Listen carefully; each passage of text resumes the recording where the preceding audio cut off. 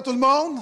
Bon matin, content de vous voir en grand nombre encore. Vous savez, quand je viens à l'église, à chaque matin, à chaque dimanche matin, je suis là peut-être parce que je suis obligé, mais je suis là de cœur. Quand je m'habille, quand je me douche, quand je me rase, je suis excité.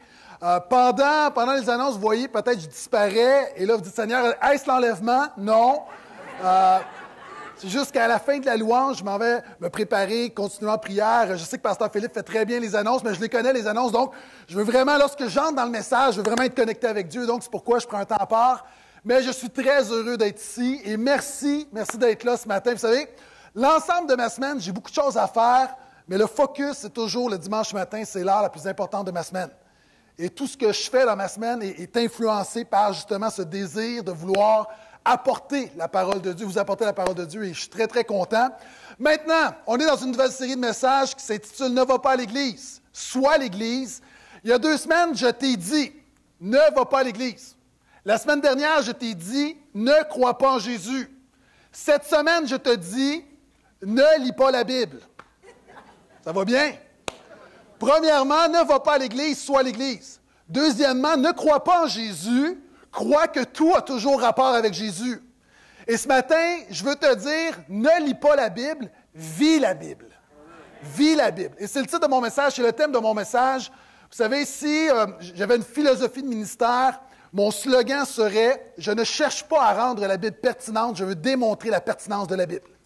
Et ce matin, je vais parler de la pertinence de la parole de Dieu. Maintenant, vous savez, il y a plein de gens dans les églises, il y a plein de pasteurs, plein de chrétiens qui veulent rendre la Bible pertinente, qui veulent améliorer la Bible.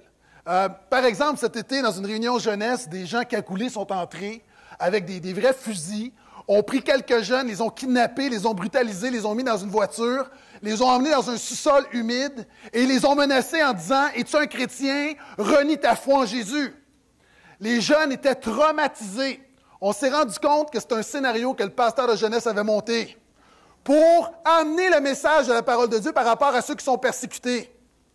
Pasteur Maxime, ne faites pas ça, s'il vous plaît.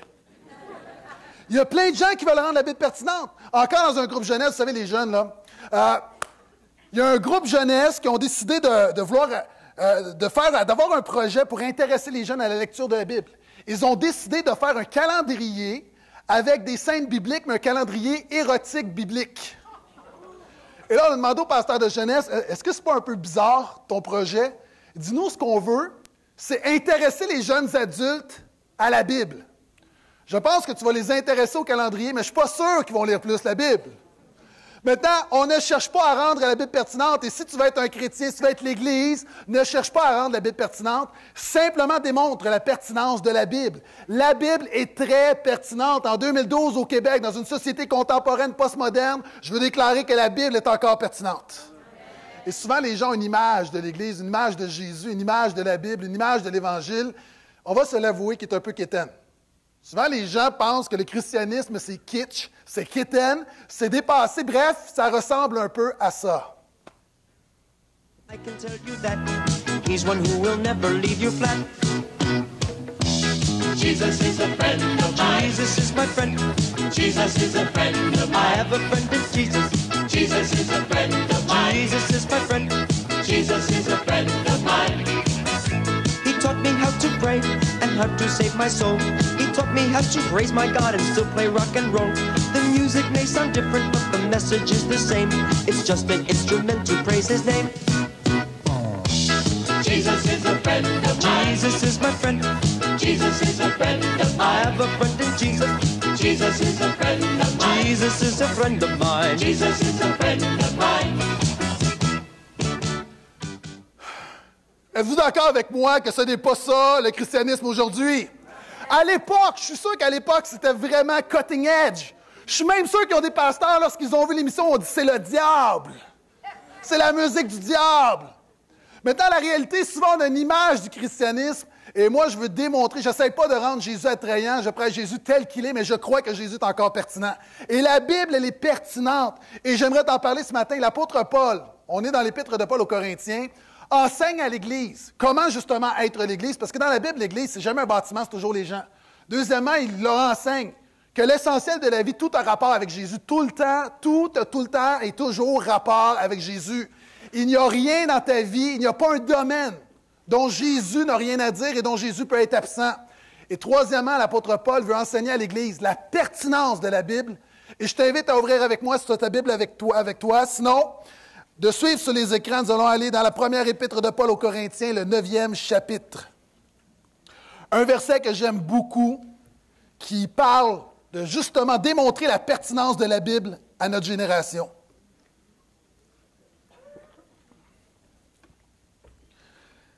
Il y a des gens qui nous visitent ce matin, comme à chaque semaine, un petit avertissement, le texte. Il y a beaucoup de concepts peut-être avec lesquels tu n'es pas familier. Je vais le décortiquer, mais on parle essentiellement du message de la Bible. La Bible est divisée en deux portions. L'Ancien Testament qu'on peut résumer à la loi, on l'appelait la loi, la Torah, qui veut dire littéralement l'enseignement de la Bible, la parole de Dieu, et le Nouveau Testament, qui est l'Évangile de Jésus-Christ, la bonne nouvelle, qu'on est sauvé, on peut être pardonné, on peut être réconcilié avec Dieu. Donc, l'apôtre Paul, lorsqu'il parle de la loi, garde en tête qu'il parle de la Bible, et lorsqu'il parle de la bonne nouvelle, il parle également de la Bible. Est-ce que vous êtes prêts? Verset 19. « Car bien que je sois libre à l'égard de tous, je me suis fait l'esclave de tous afin de gagner le plus grand nombre. Avec les Juifs, j'ai été comme un Juif afin de gagner les Juifs. Avec ceux qui sont sous la loi, donc le message biblique de l'Ancien Testament, comme quelqu'un qui est sous la loi afin de gagner ceux qui sont sous la loi. Et pourtant, moi-même, je ne suis pas sous la loi. Avec les sans-lois comme un sans-loi afin de gagner les sans-lois. Et pourtant, je ne suis pas un sans-loi pour Dieu, je suis lié par la loi de Christ. Je suis conscient qu'il y a beaucoup de lois ici. Là. OK, je vais le décortiquer dans quelques instants. J'ai été faible avec les faibles afin de gagner les faibles. Je me suis fait tout à tous afin d'en sauver de toute manière quelques-uns. Et tout cela, je le fais à cause de la bonne nouvelle et afin d'y avoir part. Amen. L'apôtre Paul va présenter un principe vraiment, vraiment important qui est souvent de fois négligé par les chrétiens et par les églises. C'est comme quoi la Bible, elle est pertinente. Éternellement, la Bible, elle est pertinente personnellement. Et la Bible est pertinente culturellement. La Bible est plus pertinente qu'Occupation double, le banquier, et tout le monde en parle. Et je vais vous montrer pourquoi. Maintenant, la Bible est pertinente. Peut-être si vous nous visitez ce matin, vous dites, ça me semble bizarre parce que la Bible me semble être quelque chose, un livre démodé, quelque chose de désuet. Je vous rappelle, j'ai enseigné un message de 6 mois sur la doctrine de la Bible où j'expliquais un peu toute la mécanique de la Bible, pourquoi c'est la parole de Dieu. Donc, je vous invite à l'écouter, je ne vais pas me répéter. Ce matin, je vais simplement dire la chose suivante. La Bible nous dit que justement, elle est inspirée. C'est quoi l'inspiration? Littéralement, c'est le souffle de Dieu. Présentement, vous entendez ma parole. Pourquoi? Parce que mon souffle passe au travers de mes cordes vocales. L'inspiration de la Bible, c'est simplement le souffle de Dieu, l'Esprit de Dieu qui a passé au travers des hommes et des femmes, et c'est devenu la parole de Dieu, et c'est pourquoi on dit que la Bible est la parole de Dieu. Maintenant, les gens vous disent, oui, mais la Bible n'est pas pertinente. Il y a plein d'erreurs, et combien de fois je l'entends, quand les gens apprennent que je suis pasteur, je suis chrétien, les gens me disent souvent, oui, mais il y a des erreurs dans la Bible. Il y a plein d'erreurs scientifiques dans la Bible. Maintenant, quelqu'un qui déclare qu'il y a plein d'erreurs scientifiques dans la Bible nous dit deux choses. Premièrement, A, tu ne connais pas la Bible. B, tu ne connais pas la science. Pourquoi? Premièrement, la Bible n'est pas un livre scientifique. On va régler quelque chose immédiatement, là. La Bible n'est pas un livre scientifique, c'est un guide théologique. La Bible, par exemple, n'est pas tellement préoccupée de nous montrer comment Dieu a créé le monde, elle est surtout préoccupée de nous dire qui a créé le monde.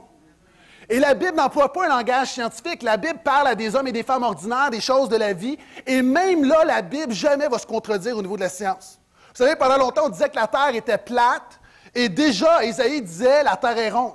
On disait, par exemple, on croyait que la Terre était soutenue, les anciens croyaient que la Terre était soutenue, par exemple. Les Grecs croyaient à l'époque de Paul que c'était un Atlas, qui était un dieu de la mythologie qui tenait la Terre sur ses épaules.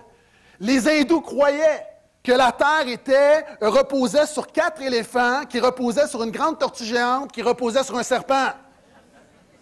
Puis après ça, on dit, la Bible est démodée. Les gens avaient toutes sortes de conceptions, et déjà Job disait que Dieu soutient la terre dans le néant. Il y a longtemps, la science disait, voici, si tu es malade, c'est que tu as trop de flux dans ton corps, on faisait des saignées. Donc, on enlevait du sang. Par exemple, tu n'allais pas bien, tu avais de la fièvre, bonne méthode, on disait, tu as trop de sang dans ton corps, on va te couper, on va faire sortir un peu de sang. George Washington, premier président des États-Unis, c'est ce qui est arrivé, on l'a saigné. Il n'allait pas mieux, il a empiré. On s'est dit, c'est probablement qu'il y a encore trop de sang. On lui a enlevé plus de sang, plus de sang, plus de sang. Pendant longtemps, la science disait que le sang était néfaste, alors que la Bible déjà disait, il y a très, très, très longtemps, Dieu disait dans sa parole, l'être humain, la vie de l'être humain est dans le sang. Il y a plein de passages comme ça. Même si la Bible n'est pas un livre scientifique, la Bible va parler va parler de la science. Par exemple, pendant longtemps, on croyait qu'il y avait un nombre défini d'étoiles. Il y a, je pense, 500 ans avant Jésus-Christ, il y a un homme, un grec, Hipparque, qui a eu l'idée de les compter. Et il a écrit un livre et il a dit, attention tout le monde, il y a 1022 étoiles dans le ciel. Bravo, champion! 500-600 ans plus tard, un autre homme qui s'appelle Ptolémée a dit, Hipparque était complètement dans le champ, c'est un idiot. Évidemment, il n'y a pas 1022 étoiles, il y en a 1026, il en a oublié 4. Alors que Jérémie disait, les étoiles sont innombrables. Il y a très longtemps. Donc, la Bible, même si ce n'est pas un livre scientifique, elle ne fait pas d'erreur scientifique. La Bible, elle est pertinente. Avant même qu'on connaisse l'existence des microbes, Dieu dit à son peuple dans le désert, si tu vois un animal qui est mort dans une source d'eau, ce n'est pas une bonne idée de boire l'eau. Quand quelqu'un avait la lèpre, on le mettait en quarantaine. D'ailleurs, même Dieu va dire des principes comme, puis ça semblait arbitraire à l'époque, on ne comprenait pas, Dieu disait, quand tu vas faire tes besoins, emmène ta petite pelle dans le désert. Il y a des choses très concrètes comme ça dans la Bible, avant même qu'on connaisse l'existence des germes et des microbes. Donc, la Bible est pertinente. Maintenant, j'aimerais dire que la Bible est pertinente éternellement. Alors que la science change continuellement. Il y a des choses, moi, ce que j'ai appris à l'école, il y a des choses qui ne tiennent plus. Ne serait-ce que les conseils qu'on nous donne avec les bébés. Nous, on nous a dit, quand tu as un bébé, tu le couches sur le ventre. Parce que si tu le couches sur le dos, lorsqu'il va régurgiter, il peut s'étouffer. Super. Un autre médecin nous dit, non, ne faites pas ça. Couchez le bébé sur le dos. Parce que s'il est sur le ventre, il risque de s'étouffer avec le matelas. Parfait. Une infirmière a dit, non. Les études nous démontrent qu'il faut coucher le bébé sur le côté. Et là, on dit, OK, on couche le bébé sur le côté. Après ça, quelqu'un nous dit, non, c'est pas bon, le bébé va faire des plaies de lit. Finalement, recouchez-le sur le ventre. Il y a toute une génération où on a dit, n'allaitez pas vos bébés. Moi, je n'ai pas été allaité. Et après ça, on a dit, les enfants qui ne sont pas allaités, ils ont des carences. Merci. Est-ce que vous auriez pu attendre une génération? On déconseillait l'allaitement, c'était comme barbare. C'était les années 70, quelqu'un qui allaite, ben voyons donc. Et aujourd'hui, on est revenu. On disait, par exemple, moi, quand j'étais petit, on se faisait un bobo, il faut mettre un diachylon, un plaster pour pas que ça s'infecte. Aujourd'hui, on dit, non, il faut que ça soit à l'air. La science va continuellement bouger. Ne serait-ce en mathématiques, je fais des devoirs avec mes enfants, puis mes méthodes sont plus bonnes. Même l'orthographe a changé. Avez-vous entendu parler de la nouvelle orthographe? Maintenant, tu peux écrire oignon, non pas O-I-G-N-O-N. Tu écris O-G-N-O-N. C'est vrai. Tu écris ça à l'école, tu n'as plus de faute. Nénuphar, N-E-N-U-F-A-R. Je vous l'apprends, hein? La nouvelle orthographe. Tout a changé. Au niveau de l'astronomie, moi, j'ai appris que Pluton est une planète. À mon grand désarroi, l'année passée, on a dit Pluton, ce n'est plus une planète, c'est un astéroïde. Qu'est-ce qu'on fait? Mon vieux, tu m'as jeté sur une nouvelle... Il manque le P. J'ai parlé avec un astrophysicien à un moment donné, puis il m'expliquait les théories, puis tout ça. Puis il disait, mais ça, on présente une théorie ici dans le musée, mais moi, j'en ai une autre, puis il y en a plein d'autres. Puis ce que j'essaie de vous dire, c'est que la science bouge constamment, elle change constamment. Votre ordinateur que vous avez acheté il y a 10 ans, qui était flambant neuf, aujourd'hui est désuet. Votre cellulaire que vous avez acheté il y a 10 ans, aujourd'hui, ce n'est plus un cellulaire, c'est un dinosaure. La science change constamment, mais la vérité biblique ne change jamais. Pourquoi? Parce que la vérité biblique, la vérité scientifique peut changer. D'ailleurs, si vous allez au Louvre, dans les archives du Louvre, il y a une bibliothèque, et vous avez pour à peu près 6 km de rayons de livres scientifiques qui sont désuets. Maintenant, la Bible contient non pas des vérités scientifiques, des vérités importantes sur Dieu. Et les vérités, la Bible ne change pas. La vérité de la Bible demeure pertinente. Pourquoi? Parce qu'elle nous parle de Dieu et la Bible nous dit que Dieu ne change jamais. Jésus est le même hier, aujourd'hui, éternellement. La Bible parle de l'homme. Les grandes questions de l'homme, d'où je viens? Est-ce qu'il y a un Dieu? Comment gérer la peur dans ma vie? Comment avoir des bonnes relations? Comment bâtir une maison solide? Quoi faire avec mes finances? Au travail, comment me comporter? La civilisation a pu se développer, mais les besoins de l'homme sont demeurés les mêmes. La Bible nous dit que nous sommes pécheurs. Dans notre cœur, on lutte tous avec les mêmes choses. Depuis des années, des milliers d'années, l'homme n'a pas beaucoup changé. Et c'est pourquoi la Bible nous parle de Dieu et de l'homme, et la Bible demeure encore pertinente. Peu importe Internet, peu importe Facebook, Twitter, la Bible demeure encore très, très pertinente. Parce qu'elle nous dit ce que la science ne peut pas dire. La science ne te dit pas pourquoi tu as été créé. Et moi, je ne suis pas dans le dilemme, la foi contre la science. Je crois qu'encore une fois, la science, il y a des gens qui sont des spécialistes de la science. Et moi, j'écoute les spécialistes. Mais au niveau de la foi, les spécialistes, ce n'est pas les scientifiques, c'est Dieu le spécialiste de la foi. Et Dieu te dit quelque chose, la Bible te dit des choses que la science ne te dira jamais. Voici d'où tu viens. Que Dieu t'a créé par amour, que tu n'es pas un accident. Tes parents ont pu te dire que tu es un accident. De toute éternité, Dieu a un plan pour ta vie. La science ne te le dira jamais. La science te dit que Dieu a envoyé son Fils unique pour mourir pour tes péchés. La science ne te dira jamais que le véritable problème de ta vie, c'est que tu es pécheur, tu es perdu sans Dieu. Et la science ne te dira jamais que la solution, c'est Jésus-Christ.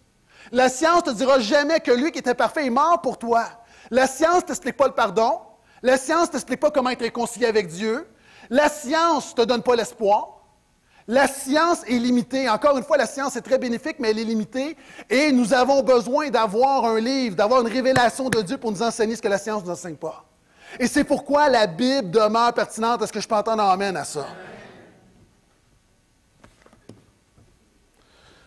Vous savez, la science peut te donner une pilule pour gérer ton angoisse et ta peur, mais Dieu et la Bible peuvent aller à la source et traiter ta peur à la source. La technologie, tout ce qu'on a autour va régler, va toucher la conséquence, mais Dieu va à la cause. Et c'est pourquoi la Bible est pertinente, parce qu'elle explique la cause de toutes choses. L'homme n'a pas beaucoup changé, l'homme a toujours aspiré au bonheur. C'est pour ça, d'ailleurs, un des messages les plus populaires de Jésus, c'est « heureux, heureux, heureux, heureux ». Et ça, la science ne peut pas te l'enseigner. Maintenant, la Bible, elle est pertinente éternellement. Voici ce que l'apôtre Paul dit. Il parle afin de gagner le plus grand nombre, afin d'en sauver de toute manière quelques-uns. Et tout cela, je le fais à cause de la bonne nouvelle, afin d'y avoir part. L'apôtre Paul dit, la Bible explique qu'il y a des gens qui sont perdus. Gaétan Brassard, j'étais perdu, mais j'étais gagné à Jésus.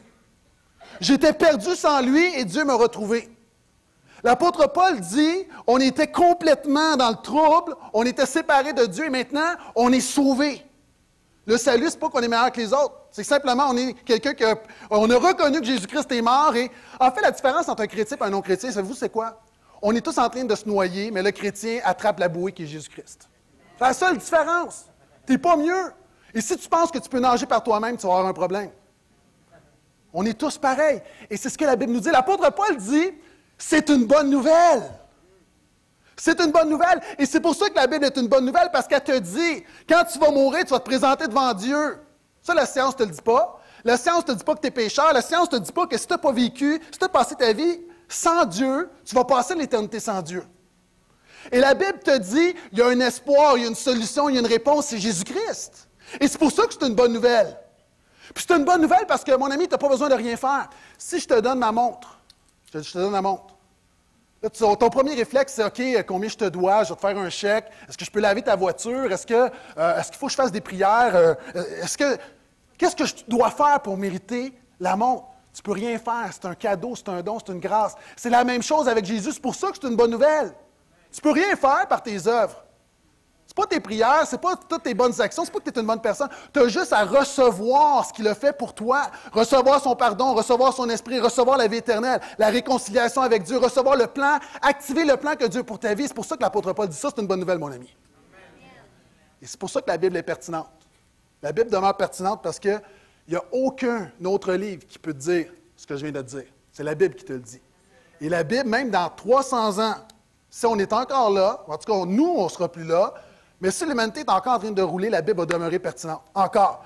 Tout au long de l'histoire des hommes qui ont annoncé la fin de la Bible, la fin de la Bible, la fin de la Bible, et la Bible est encore là. Pourquoi? Parce qu'elle a un message éternel que personne ne peut présenter, qui se trouve nulle part ailleurs.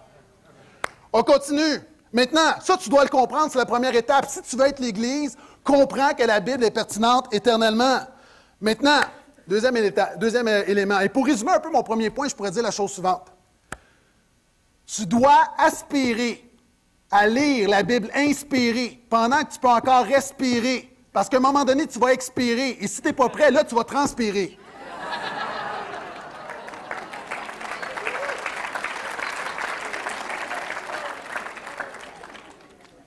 C'est pour ça que je vais derrière les rideaux pour trouver des points comme ça. L'apôtre Paul dit, la Bible est pertinente aussi personnellement. Il parle du message éternel, il parle de bonnes nouvelles, il parle de sauver. Mais regardez ce qu'il dit. Il dit, « J'ai été moi-même avec ceux qui sont sous la loi, comme quelqu'un qui est sous la loi, afin de gagner ceux qui sont sous la loi. Et pourtant, moi-même, je ne suis pas sous la loi. » Et là, je comprends qu'il y a beaucoup de lois. Là, je vais décortiquer ça dans quelques instants. « Avec les sans-lois, j'étais comme un sans-loi afin de gagner les sans-lois. Et pourtant, je ne suis pas un sans-loi pour Dieu. Je suis lié par la loi du Christ. » L'apôtre Paul dit, et je résume son message, la Bible, oui, elle est pertinente éternellement, mais l'éternité, si elle n'est pas dans ta vie, ça ne change rien, là. L'éternité, la gloire de Dieu, le ciel, le Saint-Esprit, la puissance, le miraculeux, si tu ne le reçois pas, tu ne le vis pas, c'est mort. Ça peut être le livre le plus fantastique de l'histoire de l'humanité, le livre inspiré. Si tu ne le vis pas, c'est pas activé. C'est comme si dans ton compte de banque, tu as 1 million, mais tu n'as pas ton NIP. On continue. Et l'apôtre dit, elle est pertinente pour moi. Et une des images que j'ai déjà présentées, permettez-moi de la représenter ce matin, qui explique la position de l'apôtre Paul. Charles Spurgeon a dit, une Bible qui tombe en morceaux appartient habituellement à quelqu'un dont ce n'est pas le cas. Une Bible qui tombe en morceaux habituellement appartient à quelqu'un dont ce n'est pas le cas. La Bible a un impact dans ta vie. Maintenant, l'apôtre Paul parle, il dit, pourtant, je ne suis pas sur la loi. Je reviens souvent là-dessus, mais je l'aborde encore d'une autre manière, mais c'est important de le mentionner parce que je sais qu'il y a des gens qui sont, à chaque semaine, on a des dizaines de gens qui sont avec nous pour la première fois, des gens que vous êtes ici depuis plusieurs mois, plusieurs semaines, et vous ne l'avez pas encore compris, puis il faut que je le dise. Et l'apôtre Paul le dit, il dit, je ne suis pas sous la loi. La Bible n'enseigne pas le moralisme. La Bible, ce matin, mon message, c'est ne lis pas la Bible. Généralement, un message, quand un pasteur enseigne sur la Bible, généralement, tout le monde se sent coupable parce qu'on sait tous qu'on ne lit pas assez la Bible. Dis pas amen, mais dis aïe aïe. Les statistiques nous disent la chose suivante. On peut le mettre, s'il vous plaît. C'est en anglais, mais c'est très simple à comprendre. On a demandé à des chrétiens, là, des gens qui vont à l'Église, des gens qui Jésus est leur sauveur, leur Seigneur. Combien d'entre vous lisez la Bible à tous les jours? 19 % là, on dit, moi, je la lis à tous les jours. 26 % on dit, moi, je la lis quelques fois par semaine. 14 % on dit, moi, je la lis une fois par semaine. 22 % on dit une fois par mois. Et moi, je soupçonne le 14 % c'est à l'Église. Je la lis moins une fois par semaine. Quand le pasteur dit tourner avec moi, j'ai punché, j'ai lu ma Bible pour la semaine. Et 18 % je la lis à peu près jamais ou très rarement. Maintenant, généralement, ce que les pasteurs feraient dans ce moment-ci, c'est de dire, il faut lire la Bible, c'est la parole de Dieu. Mais mon point, c'est pas celui-là. L'apôtre Paul dit, je ne suis pas sous la loi. La Bible, ce n'est pas quelque chose que tu dois faire. La Bible, ce n'est pas une obligation que tu dois lire. La Bible, ce n'est pas un programme que tu dois te discipliner à faire, coûte que coûte, pour te sentir moins coupable quand tu viens à l'Église. La Bible, c'est plus que ça. Et l'apôtre Paul dit, je ne suis pas sous la loi. Les Juifs, c'était tellement important que c'était très légaliste. Je devais lire la Bible, voici, si je ne lis pas la Bible, Dieu va être fâché, je n'ai pas la parole de Dieu. Et l'apôtre Paul va tellement plus loin. Je vais y revenir. Deuxièmement, il dit, la Bible n'enseigne pas le moralisme, mais n'enseigne pas le relativisme. Regardez ce qu'il dit. Il dit, pourtant, j'ai été avec ceux qui sont sous la loi comme ceux qui sont sous la loi, et ceux qui sont sans loi, j'ai été comme les sans loi. Et l'apôtre Paul est en train de dire, de la même manière, je ne lis pas la Bible par obligation, et là je l'interprète pour aujourd'hui, il dit, je ne suis pas un sans-loi, je reconnais l'importance de la Bible. Thomas Jefferson, le 3e président des États-Unis, est-ce qu'on peut mettre l'image, s'il vous plaît? Vous pouvez voir au musée, dans un grand musée, vous pouvez voir sa Bible. Lui, ce qu'il a fait, il a pris la Bible et il a enlevé tout ce qui ne faisait pas son affaire. Et il s'est fait une Bible avec une Bible épurée. Maintenant, on regarde ça, on dit ici, il n'y a personne, pendant que j'enseigne, là, vous êtes là, vous dites, non, ça, je ne l'aime pas, ce verset-là, je vais le découper. Personne ne va le faire, mais en pratique, on le fait. Combien d'entre nous, on sait ce que la Bible dit, mais on ne le fait pas? C'est la même chose. Et l'apôtre Paul dit, de la même manière que je ne suis pas un légaliste, la Bible, c'est pas comme je la lis pas, puis c'est juste un code de loi. Il dit, de la même manière, je reconnais la valeur de la Bible. Et je ne peux pas enlever ce qui ne fait pas mon affaire. Et enlever des portions de la Bible, ça ne se voit pas. Quand tu la lis, ça se voit dans ton quotidien. Et l'apôtre Paul dit, non. D'ailleurs, l'Apocalypse nous dit, celui qui va retrancher la parole de Dieu, Dieu va retrancher une portion de bénédiction. Quand tu enlèves des portions de la Bible concrètement dans ta vie, ce que tu fais, ce n'est pas Dieu qui t'attaque. Tu attaques la bénédiction de Dieu sur ta vie. Est-ce que je peux entendre amène à ça? Et l'apôtre Paul continue. 3e point, il dit, voici, la Bible n'enseigne pas le moralisme, la Bible n'enseigne pas le relativisme, c'est-à-dire chacun fait ce qui fait ton affaire, prends ce qui fait ton affaire dans la Bible, c'est bon pour toi, c'est correct. Si c'est pas bon pour toi, rejette-le. L'apôtre Paul dit non. Il dit la Bible enseigne le christianisme, il parle de la loi de Christ. Est-ce que je peux mettre l'autre image? Est-ce qu'on peut mettre l'autre image, s'il vous plaît? Pour moi, ça, c'est beaucoup plus significatif que l'autre statistique que je vous ai présentée. On a posé la question, combien d'entre vous, toujours à des chrétiens, désirent honorer Jésus dans tout ce que vous faites? 90% des gens ont dit « Amen ».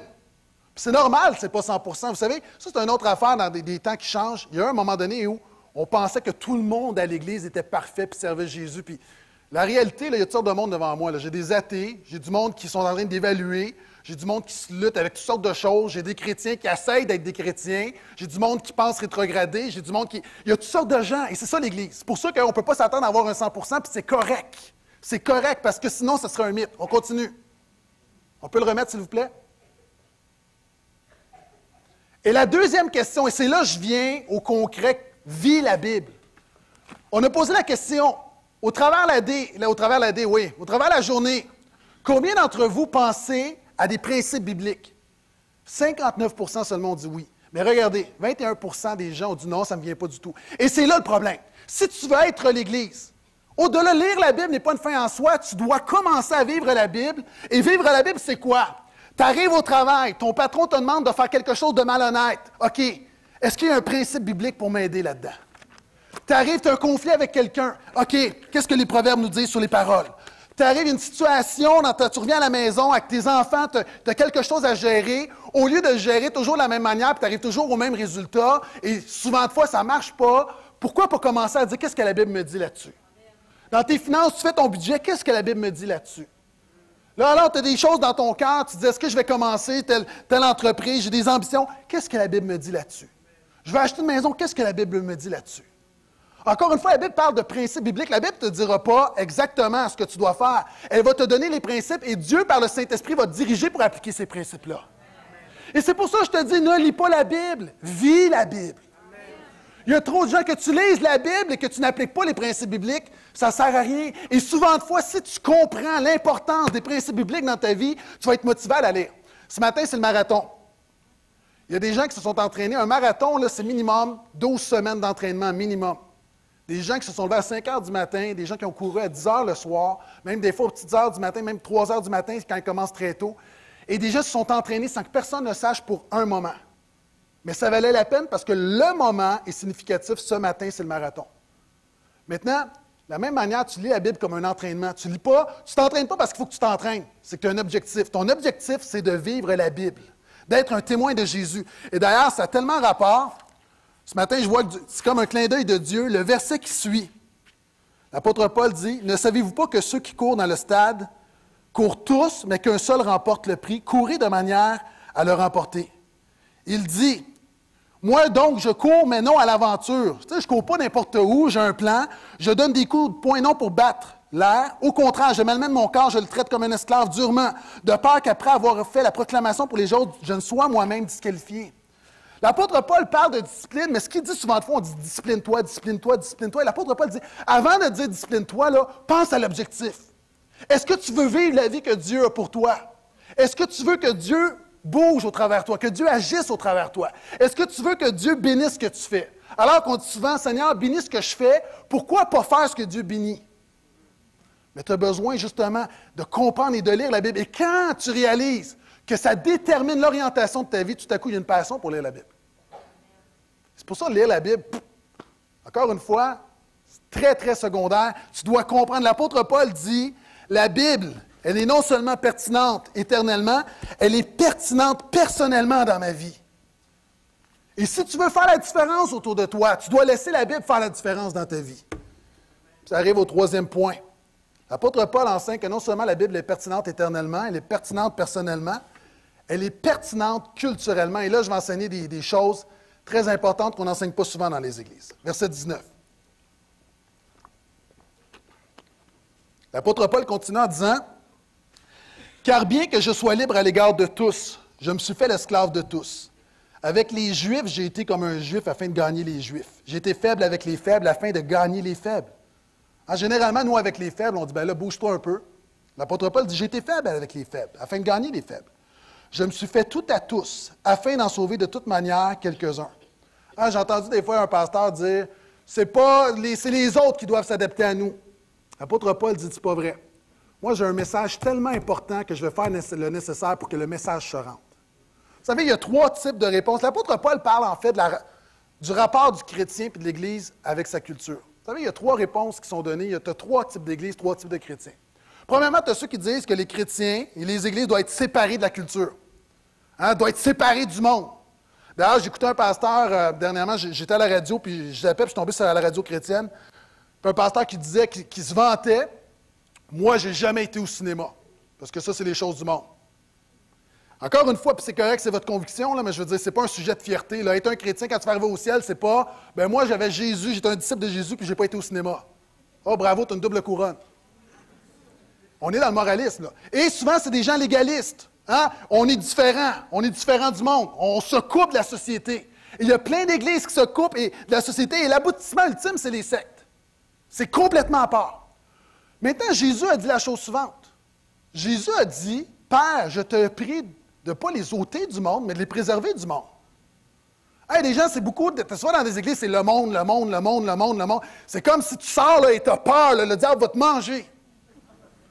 Alors que le christianisme a une vision beaucoup plus positive en disant, au lieu d'avoir peur d'être influencé, tu peux influencer les gens autour de toi. Amen.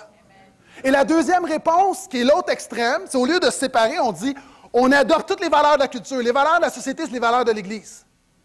D'ailleurs, même, je ne donnerai pas trop de détails parce que je ne veux pas qu'on le retrouve, puis je ne veux pas abaisser personne, mais une des grandes églises des États-Unis, puis un pasteur qui est partout dans les médias, mais ce pasteur-là ne s'en cache pas. Jamais va parler de péché, jamais va toujours parler d'un évangile très, très dilué. Très, très, très dilué. C'est comme, pourquoi il ne va jamais offenser personne? Vous savez, si vous venez ici quelquefois, vous allez être encouragé, vous allez rire, mais quelquefois, vous allez être confronté. Pourquoi? Parce que Jésus confrontait les gens. On n'est pas méchant, mais encore une fois, moi, la Bible me dérange quelquefois. Dieu me dérange quelquefois dans mon confort. Et si c'est un évangile qui ne dérange pas, ce n'est pas un évangile. C'est un évangile bonbon. L'évangile bonbon, ça goûte bon, mais ça ne donne pas la vie éternelle. C'est pas Jésus, là. La croix, ce n'est pas bonbon.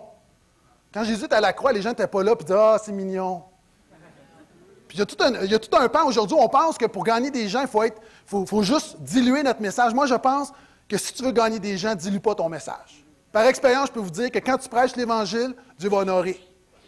Maintenant, on dit ça, puis Jésus a dit, encore une fois, ce n'est pas l'autre solution de dire on a un Évangile bonbon. Jésus a dit, vous êtes la lumière dans les ténèbres. On est le sel de la terre. Donc, tu dois influencer les gens, tu as un rôle. Et l'apôtre Paul, le 3e rôle, va dire, non seulement, moi, je ne me sépare pas de la culture, non seulement je ne vais pas adhérer à tout ce que la société enseigne, les valeurs de la société, il y a des choses qui sont en confrontation avec la Bible, et moi, j'ai fait un choix d'être un chrétien dans ma culture. Et l'apôtre Paul dit, moi, j'ai choisi, non pas la séparation, non pas l'adoption, j'ai choisi de la connexion. Moi, je vais adhérer à ma culture, je veux comprendre ma culture, et je vais être un témoignage dans mon monde, je vais être un témoignage au travail, un témoignage à l'école, un témoignage dans mon voisinage. Et c'est ce que l'apôtre Paul enseigne. Pourquoi? Pour démontrer que la Bible, elle est pertinente culturellement.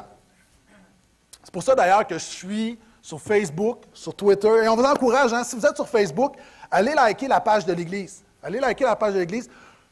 Ce qu'on fait avec les réseaux sociaux, justement, on met sur ma page personnelle, sur Twitter, plein de ressources, toujours bibliques, pour démontrer la pertinence de la Bible. Donc, des outils, quelquefois des clins d'œil. Mais c'est pourquoi? Parce qu'il faut comprendre notre culture. Et là, j'arrive à un point super important. L'apôtre Paul dit, « Avec les Juifs, j'ai été comme un Juif. » Et je paraphrase, « Avec les Romains, j'ai été comme un Romain. » L'apôtre Paul connaissait sa culture, connaissait sa société. Maintenant, je vais faire une petite capsule. Vous savez, quelquefois, j'aime faire des petites capsules. On parle beaucoup de notre culture postmoderne. Est-ce qu'on peut le mettre, s'il vous plaît?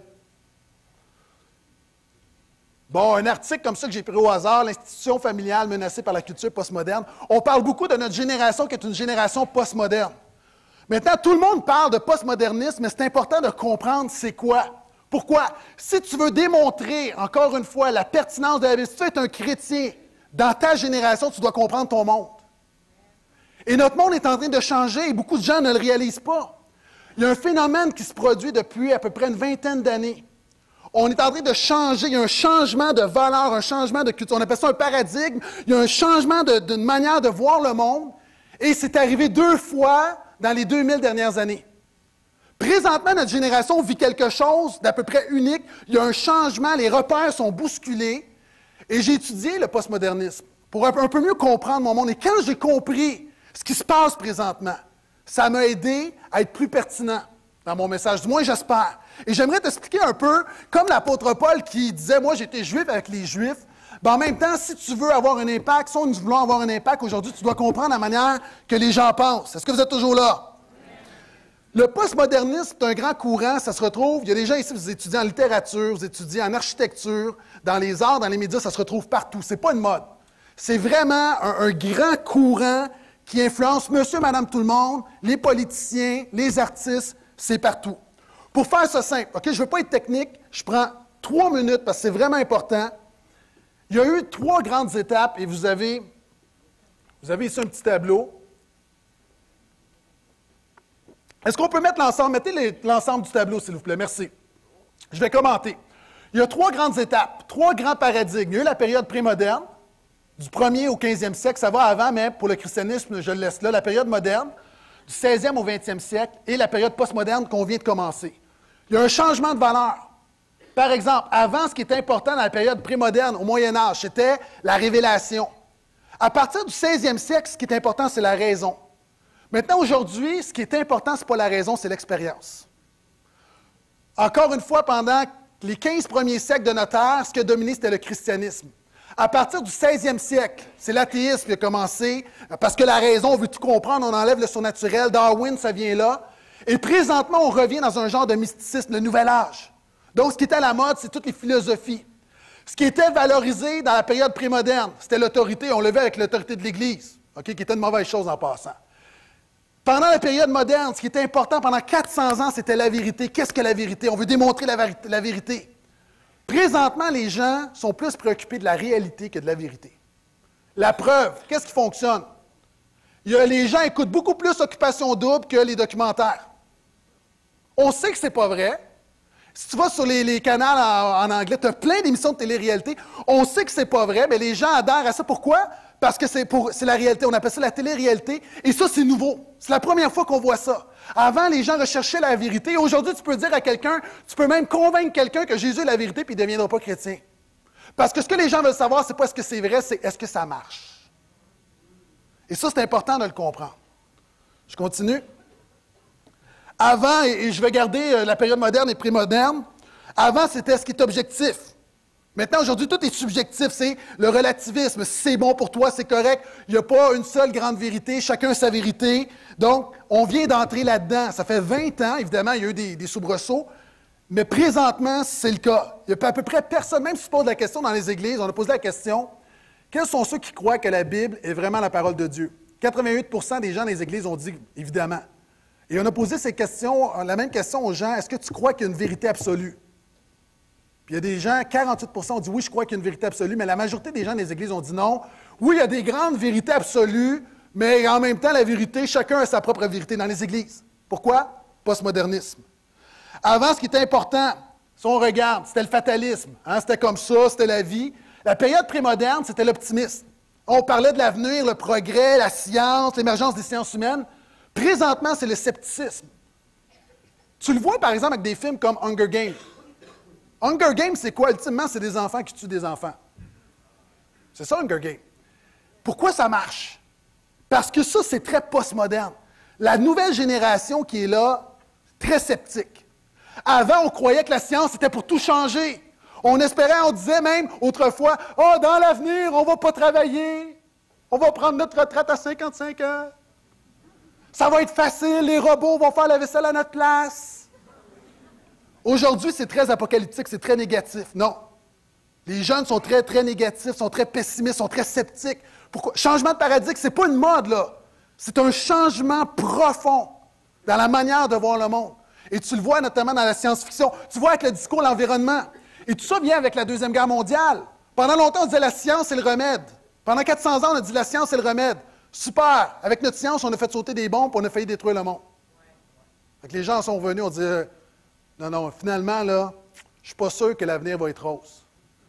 Ça, c'est notre génération. Je continue. Ce qui était important avant, c'était la communauté. Dans la période moderne, c'était l'individualisme, l'individu. Descartes, je pense, donc je suis l'individu. Aujourd'hui, on a poussé ça à l'extrême avec le narcissisme. Aujourd'hui, on veut un phénomène qu'on n'a jamais vécu. Des gens qui sont des vedettes, qui n'ont rien fait. J'ai dit rien fait parce que je trouve que ça rime bien avec vedette. Ah, les Paris Hilton, Kardashian, les enfants d'Ozzy Osbourne. Ce qui te rend populaire, c'est juste que tu es le fils de quelqu'un, c'est le narcissisme. C'est quoi le narcisse? Dans la mythologie grecque, Narcisse, c'est le dieu qui s'est regardé, il a vu son reflet dans l'eau, puis il s'est trouvé tellement beau qu'il est tombé en amour avec lui-même. Ça, c'est notre génération. Le moi, on a poussé l'individualisme à l'extrême. Puis il faut que tu le comprennes encore une fois. Ce n'est pas des modes. C'est dans l'ADN de notre société. Avant, ce qui était important, c'était le passé, la tradition. Dans la période moderne, avec l'émergence de la science, c'était le futur. Aujourd'hui, c'est le présent. On vit au jour le jour. Avant, ce qui était important, c'était l'obéissance. T'obéis au roi, t'obéis à l'Église, t'obéis au pape. Pendant la période moderne, c'était l'effort. Maintenant, ce qui est important, c'est le plaisir. Avant, la vérité, c'était la transcendance de la vérité, je ne commenterai pas. Pendant la période moderne, c'était la défense de la vérité. Il faut défendre la Bible, défendre la foi. Aujourd'hui, ce qui est important, puis c'est pas par hasard que j'ai choisi ce mot-là, c'est la pertinence. Tu peux, moi, là, j'ai parlé avec des gens, là, puis je leur ai donné 10 arguments logiques pourquoi Jésus est ressuscité, puis ils ne sont pas devenus chrétiens. Je peux te donner 50 arguments qui démontrent que la Bible est la parole de Dieu, les gens ne deviennent pas chrétiens. Ce qui amène quelqu'un à Jésus, ce n'est pas la logique, c'est une transformation du Saint-Esprit. C'est le Saint-Esprit qui convainc de péché, de justice et de jugement. Et souvent de fois, c'est important, puis je les connais, mes arguments, puis l'apologétique, la défense de la foi. Mais encore une fois, si tu penses emmener ton voisin à Jésus en défendant la foi comme ça, non, sois un témoin de Jésus simplement dans le quotidien. Maintenant, la Bible, encore une fois, elle est pertinente. Spurgeon disait, et je l'aime beaucoup, un grand pasteur, un grand prédicateur a dit, on lui a dit, est-ce que tu défends la Bible? Et lui, évidemment, c'est très longtemps, mais déjà, il était postmoderne dans sa pensée. On lui a dit, est-ce que tu défends la Bible? Et Spurgeon a dit, défendre la Bible? Pourquoi défendre la Bible? Il dit, est-ce que tu défends un lion? Non, déchaîne le lion, et le lion va se défendre tout seul. Est-ce que notre génération, si tu veux être l'Église, j'arrive au point de mon message ce matin, si tu veux vraiment être l'Église, tu n'as pas besoin de défendre la Bible. Tu as juste à vivre la Bible va se défendre tout seul. Jésus n'a pas besoin d'avocat, juste besoin d'un témoin. Et c'est pourquoi, et remettons le tableau, je termine avec ce tableau-là, c'est le postmodernisme, j'ai presque terminé mon message, et je pense encore une fois que pour notre génération postmoderne, la Bible est vraiment pertinente. Pourquoi? Les gens recherchent une expérience. Moi, je te dis, viens à Jésus, il va te remplir du Saint-Esprit, c'est la plus grande expérience que tu peux vivre. Dans la louange, la présence de Dieu est là. Non seulement, et on ne marche pas par les émotions, mais quand tu deviens chrétien, il y a une portion d'expérience qui est là. Oui, la vie chrétienne, moi je crois que c'est la vérité, mais je crois en plus que c'est la vérité. C'est vrai, mais ça marche. Jésus, ça marche. Et je pense encore une fois que la Bible est vraiment pertinente à notre génération. Je pense que la Bible, on parle d'un monde sceptique où on regarde l'avenir, puis encore une fois, la réponse au scepticisme de notre génération, c'est la Bible qui nous dit que peu importe si ça vire mal, Jésus demeure Seigneur de l'histoire. Il y a un livre qui a été écrit là-dessus, c'est l'Apocalypse. Le livre de l'Apocalypse, je sais, je reviens souvent, c'est mon dada, mais ce n'est pas de nous dire que tout va s'écrouler. C'est de dire que quand tout s'écroule, Jésus demeure Seigneur. La Bible est pertinente pour notre génération. La Bible non seulement te dit, voici ce que Jésus a fait dans le passé, voici ton héritage dans le futur, mais Dieu est préoccupé par ton présent. Dieu est préoccupé par ton concret, parce que tu vis. La Bible, la réponse, la Bible est pertinente parce que la Bible, notre génération, là, il y a des gens, là, vous avez grandi toute ta vie, on t'a dit t'étais cute, t'étais mignon, t'étais cute, t'étais mignon, t'étais la plus belle invention après le bouton à 4 trous. La Bible te dit, mon ami, t'es pécheur et le centre de l'univers, c'est pas ton nombril, c'est Jésus-Christ. Et ça, encore une fois, je pense qu'il y a quelque chose de très pertinent là-dedans. Donc, je pourrais continuer pendant 1 heure, mais je veux simplement démontrer que la Bible est pertinente. Est-ce que vous êtes d'accord avec moi?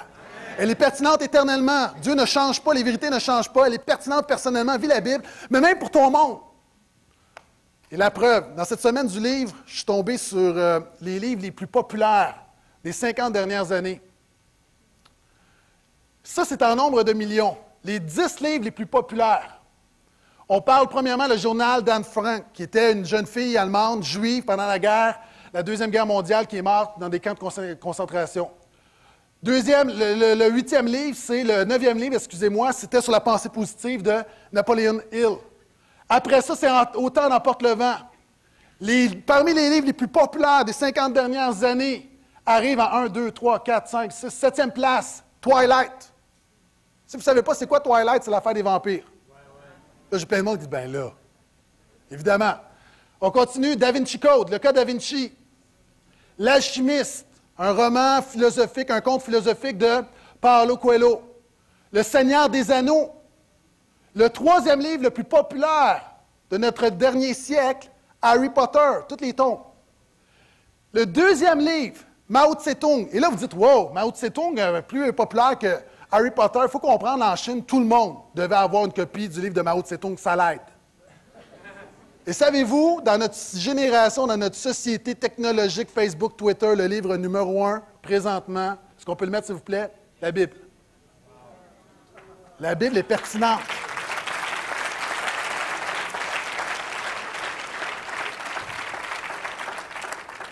La Bible est pertinente. Est-ce qu'on peut laisser l'image, s'il vous plaît? Elle est numéro 1. Est-ce que la Bible est numéro 1 dans ta vie?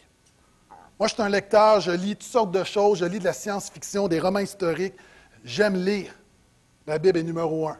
Parce que c'est le seul livre que j'ai dans ma bibliothèque qui a des principes éternels.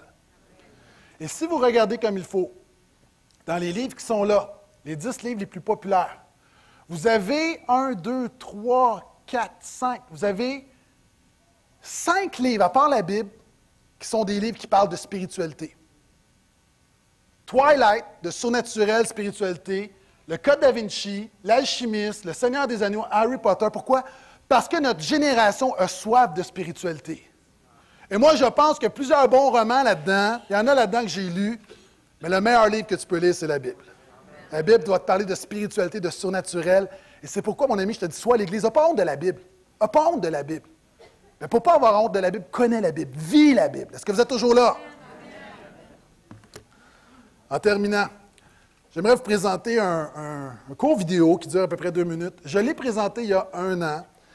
Pourquoi je le représente? Vous savez, je veux continuellement dans mes messages me renouveler. Je ne veux pas vous présenter du réchauffé.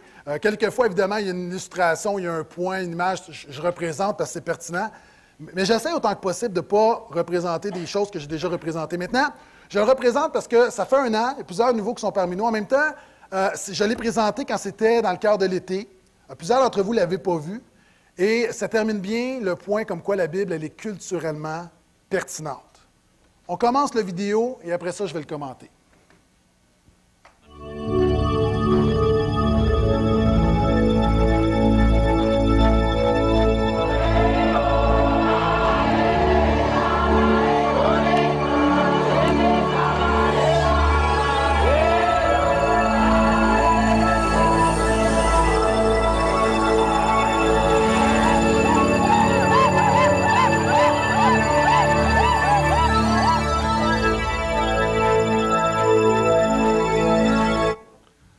Prépare à recevoir quoi?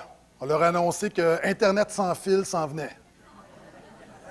Attention, les télévisions plasma arrivent. On leur a présenté quoi? On leur a dit, voici, pour la première fois, la Bible va être traduite dans votre langage. Pour la première fois. Ces gens-là, vous avez dit, oui, mais c'est des gens, tu sais, eux autres, le dimanche soir, ils ne peuvent pas écouter tout le monde en parle, c'est plate dans la jungle. C'est normal qu'ils soient excités avec la Bible. Ces gens-là, encore une fois, pourraient avoir plein de choses, mais ce qui les excite vraiment, c'est que la parole de Dieu se rend à eux dans leur langage pour la première fois. Maintenant, voici le reste du vidéo.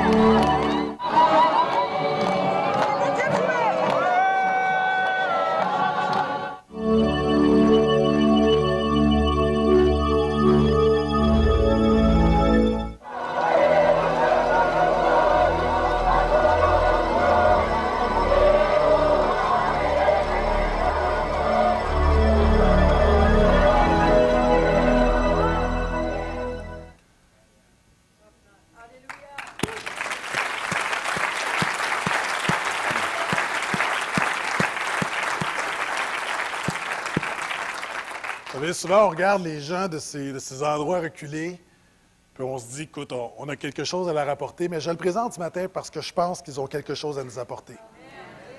J'ai mentionné quand j'ai présenté cette vidéo-là, dans ma Bible, dans ma bibliothèque, je dois avoir à peu près 20 Bibles. J'ai 50 versions littéralement dans mon ordinateur.